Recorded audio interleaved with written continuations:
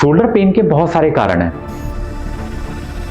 और हर कारण के अकॉर्डिंगली पेशेंट को हम ट्रीट करते हैं। कभी कंडीशन ऐसा रहता है कि पेशेंट का पेन एक्यूट है, कभी क्रॉनिक वे में पेन है, कभी पेन ट्रॉमेटिक है, कभी ओवर यूज की वजह से पेन है, कभी ट्रॉमेटिक इवेंट है, कोई चोट लग गई आपको या आप गिर गए तब सडन हमारा टीयर हो गया। That's most commonly called rotator cuff tier. Rotator cuff tier partial and complete tear होते हैं।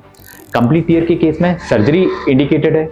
पार्शियल टीयर के केस में हम लोग पीआरटी इंजेक्शन रिकमेंड करते हैं जो बेसिकली नेचुरल हीलिंग प्रोसेस पर बेस्ड है। हमारा टारगेटेड साइट है, वहां हम उसको अल्ट्रासाउंड में देखकर इंजेक्ट करते हैं और वो उसकी नेचुरल हीलिंग को प्रमोट करता है। कभी कभी दो पैथोलॉजी साथ मिल जाती हैं like frozen shoulder, rotator cuff tier, तो हमारा ट्रीटमेंट पार्ट उसके अकॉर्डिंगली चेंज हो जाता है। मोस्ट कॉमनली जो हमारे आमतौर पर शोल्डर पेन के कारण है वो है फ्रोजन शोल्डर, एडिसिव कैप्सुलाइटिस।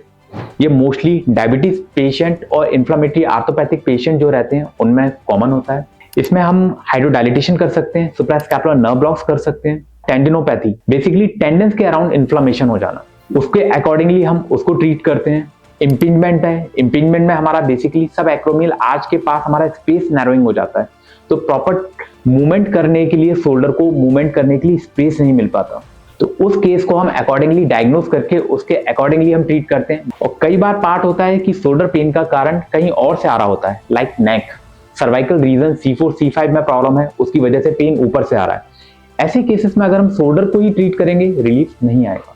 अगर आपको भी शोल्डर पेन से रिलेटेड कोई कंसर्न है, आप निवान में हमें दिखा सकते हैं, वहां उसकी प्रॉपर रूट कॉज पर उसका डायग्नोसिस की जाती है और उसके अकॉर्डिंगली ट्रीटमेंट पार्ट किया जाता है। At Nivan, we make you move better and live better.